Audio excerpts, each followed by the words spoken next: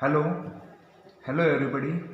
Welcome to AISSMS Institute of Information Technology. Now we are in the physics lab. Today we are going to discuss the experiment of determination of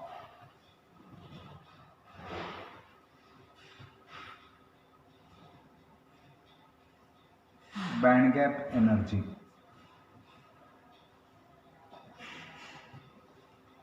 For this, we need apparatus which comprises of semiconductor diode,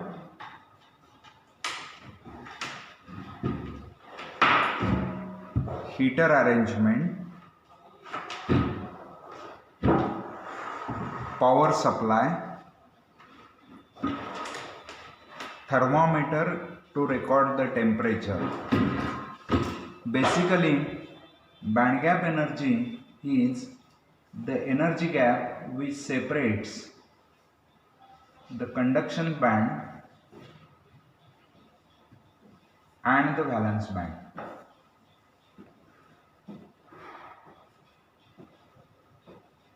From definition of valence band, it is the highest occupied energy band. So this energy band is filled, and this is the conduction band which is empty.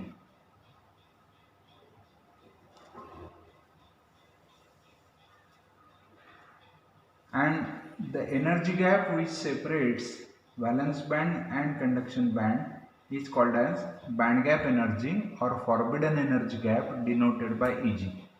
So the magnitude of this band gap energy plays important role in classification of solids into conductors, semiconductors and insulators. For semiconductor, this band gap energy is moderate. Today we are going to discuss how to determine the band gap energy in semiconductors. The connections are very simple. The given semiconductor diode, you connect in reverse bias condition like this and measure the leakage current flowing through the semiconductor diode. The magnitude of leakage current is very less, so microammeter is connected as shown in the circuit diagram, and the semiconductor diode is heated. So this is subjected to change in the temperature. Heating is there for the diode. And using equation, Is is proportional to Ni square. Ni square is proportional to A T cube exponential minus Eg upon kT, where Is is the leakage current, Ni denotes concentration of intrinsic carriers, capital T is temperature in Kelvin, Eg is the band gap energy which we have to determine, and K is the Boltzmann's constant. So simplifying this equation gives us Is is equal to Ct cube exponential minus Eg by Kt. Further simplification is taking logarithm on both sides. It is ln Is is equal to ln Ct cube minus Eg by Kt. So when we have to determine Eg, this equation is resembling with y equal to mx plus c, where intercept is ln Ct cube, y quantity is ln Is, slope of the line is minus Eg by k, and x variable is 1 upon t. And therefore, when we want to determine band gap energy, based on this equation, we have to prepare observation table like this.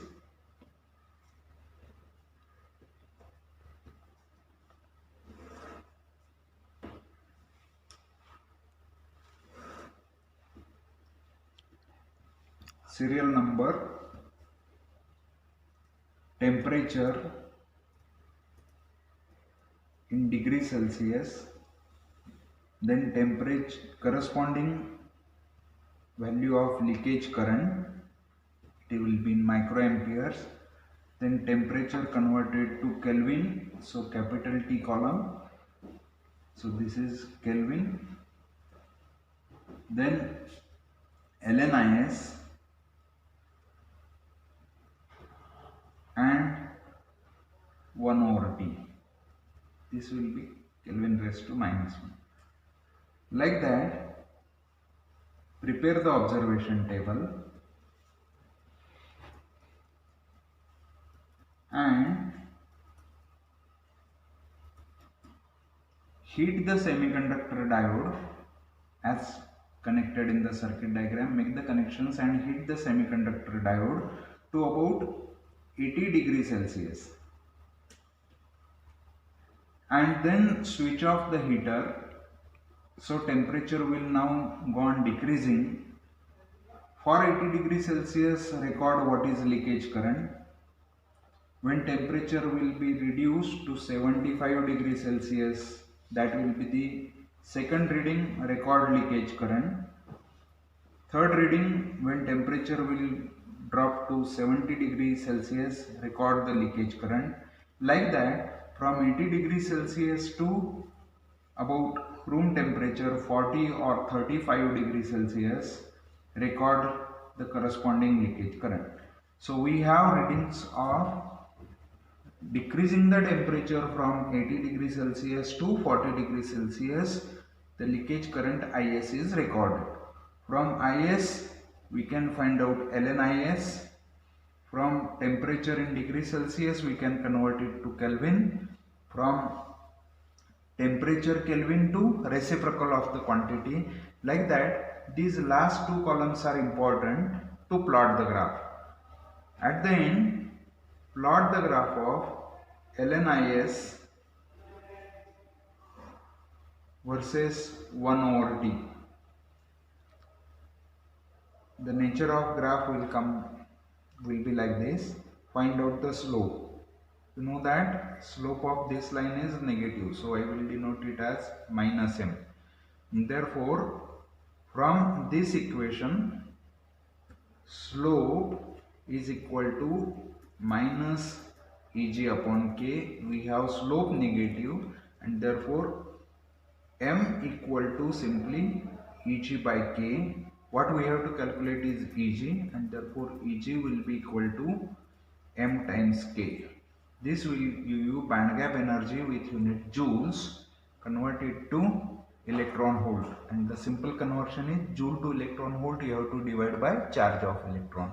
So this way the band gap energy in given semiconductor can be estimated, and knowing the range, if the band gap energy is of the order of 0.7 electron volt, then you can conclude that given semiconductor sample is germanium. And if the band gap energy is of the order of 1.1 electron volt, you can conclude that the given semiconductor diode or given semiconductor sample is silicon. So this is the simplest way to determine the band gap energy in given semiconductor sample. Thank you.